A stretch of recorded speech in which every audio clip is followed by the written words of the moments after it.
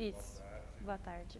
Seu nome completo, por favor. Mireille Cristine Costa de Oliveira. Meu nome artístico é Mireille Antunes. Nome dos seus pais. Meu pai se chama Clodoaldo Antunes de Oliveira e a minha mãe, Sueli da Silva Costa. Local e data do seu nascimento. Eu nasci em Cubatão, que é uma cidade aqui da região, e eu nasci em 2 de janeiro de 1998. Então, fale da sua relação com a história. Eu faço teatro desde criança. Eu costumo dizer que eu faço teatro desde que eu me entendo por gente, porque desde pequenininha, tipo 4 anos de idade, nas escolas que eu estudei sempre tinha pecinha de teatro de final de ano, de data comemorativa, e eu sempre gostei de fazer. Para mim era um evento, que eu sempre gostei de aparecer, apesar de ser muito tímida, mas eram os momentos que eu conseguia me expressar. E aí, durante a minha infância, eu era uma criança muito hiperativa, então meu pai me botava em tudo quanto era atividade. Então eu fazia capoeira, eu fazia natação, eu fazia dança e fiz teatro a vida inteira. Fiz em diversos projetos da Prefeitura de São Vicente, que é onde eu moro, até que eu entrei no ensino fundamental. E aí na minha escola tinha uma professora de artes, sempre as professoras de artes, ela montou um projeto para ter oficina de teatro, era oficina mesmo. E como eu já tinha feito em alguns momentos da minha infância, eu quis fazer porque eu achava que eu tinha muita vergonha, que eu era muito tímida. E aí eu entrei na oficina. Acabou que essa foi uma professora que foi muito importante para mim, porque ela me deu meu primeiro protagonista, e eu acho que foi meu primeiro desabrochar, assim, enquanto o bichinho do teatro tinha me picado, porque ter o espaço para você fazer um protagonista numa peça que não era exatamente infantil, era um texto adulto que ela adaptou, e aquilo me permitiu criar bastante, e ali já estava feito, assim. Aí quando eu saí da escola, eu parei de fazer teatro por um tempo, porque eu fazia na escola, né? Quando eu saí, porque eu não tinha contato. São Vicente é uma cidade que tem menos movimento cultural, na época tinha, do que aqui em Santos.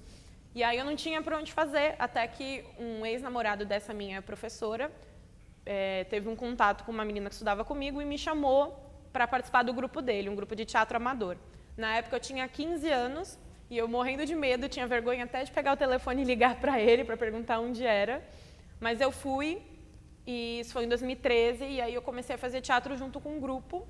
O grupo deles chamava Héteros de Teatro, em São Vicente, e o grupo Indesejáveis do Telhado, lá de São Vicente também. Eu fui fazendo teatro com eles, o que me gerou contato com outros grupos um pouco mais profissionais de São Vicente, com alguns outros diretores também, como o Jair Moreira, a Maria Tornatori, que são aqui da região.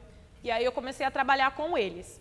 E em um dos trabalhos com o Jair, era um espetáculo que a gente falava sobre o Federico Garcia Lorca, que era a casa de Bernarda Alba. E foi um trabalho que me tirou tanto da caixinha e que eu me senti tão inteira. A gente que fala teatro sabe que quando a magia do teatro acontece e é indiscutível. E um dia aconteceu comigo e eu botei na minha cabeça, eu falei, não, é isso que eu quero fazer para a minha vida. Quando você tem a certeza, é complicado porque não tem como você tirar aquilo da cabeça. E eu já conhecia a escola, porque tinha algumas pessoas que eu conheci no meio do teatro que já tinham estudado aqui.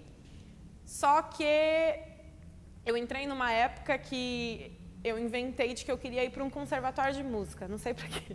E aí eu me inscrevi para cá e me inscrevi para um conservatório, porque eu estava cantando, eu sempre gostei de cantar também. Estava cantando junto com os amigos numa banda, e aí todo mundo ia, ninguém vinha para cá. Eu falei, eu não quero ficar sozinha.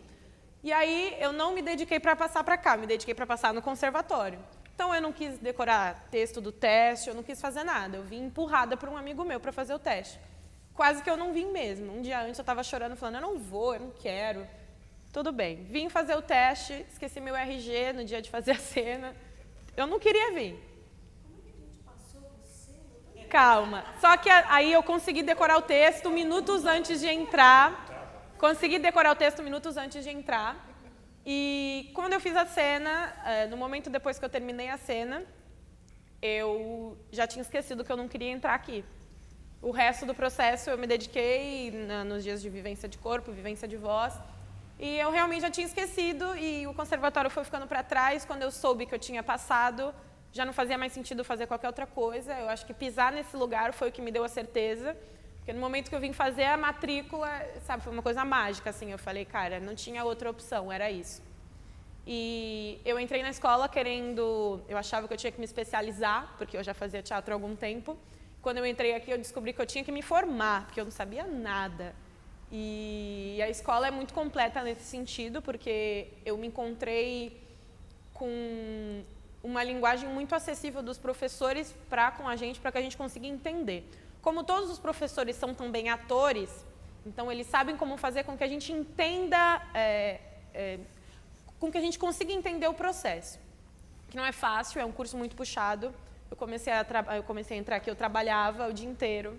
Fui mandada embora no meio do curso, arrumei outro emprego no meio do curso, fui mandada, sabe, 3 anos, muita coisa acontece.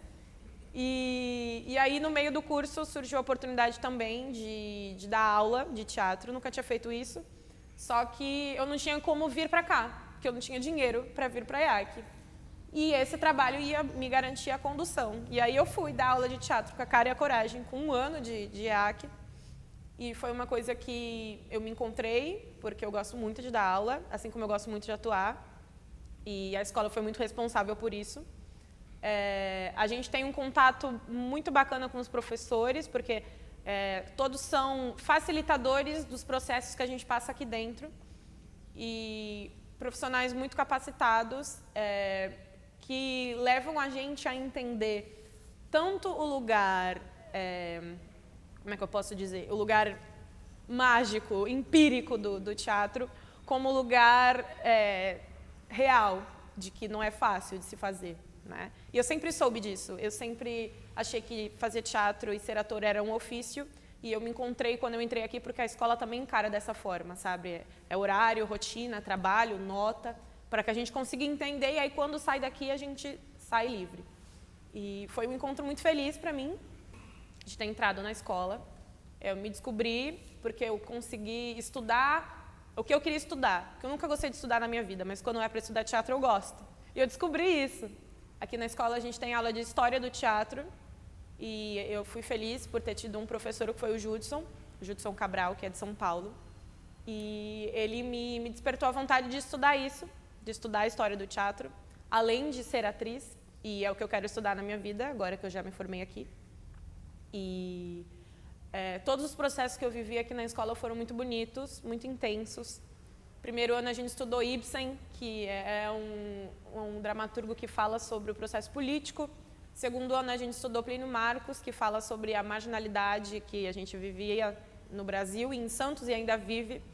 Foi um processo que me transformou enquanto mulher, enquanto artista, enquanto pessoa, porque eu tive que vivenciar traumas meus e me utilizar dos meios que a escola me deu para conseguir chegar num resultado. E no terceiro ano a gente estudou Beckett, que fala sobre tudo e nada ao mesmo tempo. Fala sobre a inércia do ser humano num momento em que, naquela época, o homem já não dava conta de sair do lugar, de tanta informação que ele tinha. Se naquela época ele já não dava conta, hoje a gente já está esquizofrênico. E, para mim, foi muito gratificante ter passado por todos esses processos aqui dentro. A gente sai da escola com uma bagagem que te permite sair daqui e fazer teatro e dizer que você é artista, sabe? Se você consegue aproveitar o que o curso te dispõe, você sente que você sai daqui completo com o que a escola te proporciona, mas pronto para descobrir todas as outras coisas, porque a escola te fomenta a pesquisar mais sobre corpo, a pesquisar mais sobre dança, a pesquisar mais sobre história, sobre máscara, sobre tudo. Os professores que a gente encontra aqui, eles são muito generosos nesse sentido, de indicar para a gente o caminho, né? Enquanto a gente passou aqui, eles indicaram o caminho das pedras e agora é a gente que vai seguir. E eu saio desse processo muito feliz com a escola. E o que a Renata fala sempre, a gente não vai largar a escola, não, porque a gente é meio grudento. É óbvio que se você tem um contato com um ambiente que te proporciona experiências felizes, para que eu vou largar? Não sou besta, não vou largar, não.